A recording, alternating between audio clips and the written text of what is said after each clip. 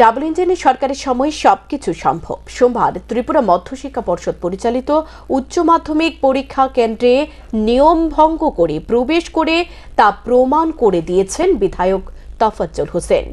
দশম শ্রেণী উত্তীর্ণ বিধায়ক তফাজ্জল হোসেন পরীক্ষা কেন্দ্রে প্রবেশ করে পরীক্ষার্থীদের মূল্যবান সময় নষ্ট করে তাদেরকে জ্ঞান দান করেন। এ ঘটনা প্রকাশ্যে আসার পর বিভিন্ন মহলে সমালোচনার ঝড় শুরু হয়ে যায়। বিধায়ক তফাজ্জল হোসেনের কর্মকাণ্ড নিয়ে মঙ্গলবার শিক্ষা ভবনে গিয়ে শিক্ষা দপ্তরের ডেপুটেশন প্রদান করল এনএসইউআই। এদিন এনএসইউআই এর পক্ষ থেকে এক প্রতিনিধি দল শিক্ষা ভবনে গিয়ে শিক্ষা দপ্তরের ডেপুটেশন প্রদান করে। ডেপুটেশন প্রদানের পর প্রতিনিধি দলের এক সদস্য জানান, বক্সনগরে বিধায়ক তফাজ্জল হোসেন নিয়ম ভঙ্গ করে পরীক্ষা কেন্দ্রে প্রবেশ করে পরীক্ষার্থীদের জ্ঞান দান করেছে। তিনি পরীক্ষার্থীদের মনোযোগ নষ্ট করেছেন।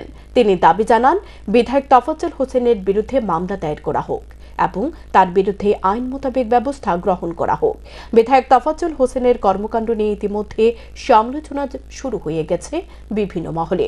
প্রশ্ন উঠতে শুরু করেছে, ১৪৪ ধারা ভঙ্গ করে বিধায়ক তফাজ্জল হোসেন কি করে সাঙ্গপাঙ্গদের নিয়ে পরীক্ষা কেন্দ্রে প্রবেশ করেছে। একই সাথে দাবি উঠছে, বিধায়ক তফাজ্জল হোসেনের বিরুদ্ধে ব্যবস্থা গ্রহণ করা হোক।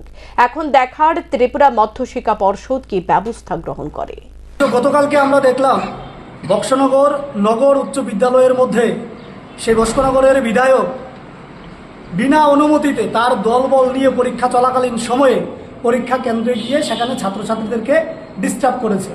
মানসিকভাবে এবং নৈতিকভাবে ছাত্রছাত্রীদের মনোযোগকে সেখানে নষ্ট করেছে। উনি বারবার ছাত্রছাত্রীদেরকে পরীক্ষার কেন্দ্রের মধ্যে দাঁড় করাচ্ছিলেন, হাত তোলাচ্ছিলেন এবং নিজে গান বিতরণ করছিলেন। উনি নিজেই অষ্টম শ্রেণী পাস, অথচ উনি দ্বাদশ শ্রেণীর পরীক্ষার মধ্যে গিয়ে নিজে গান বিতরণ করছিলেন।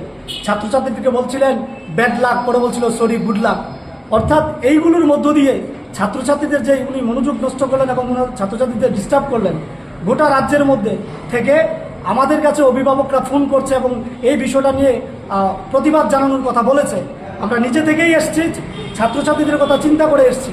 বর্তমান বিজেপি সরকারের শাসনে এই রাজ্যের মধ্যে শিক্ষা ব্যবস্থাকে যখন একেবারে ধ্বংস করে দেওয়া হচ্ছে, সেই জায়গায় যখন শিক্ষা পর্ষদ পরীক্ষা নিতে যায় সেখানেও আমরা দেখি ফটো সেশন, রিল বানানোর প্রতিযোগিতা চলে বিজেপি দলের নেতা মন্ত্রীদের মধ্যে।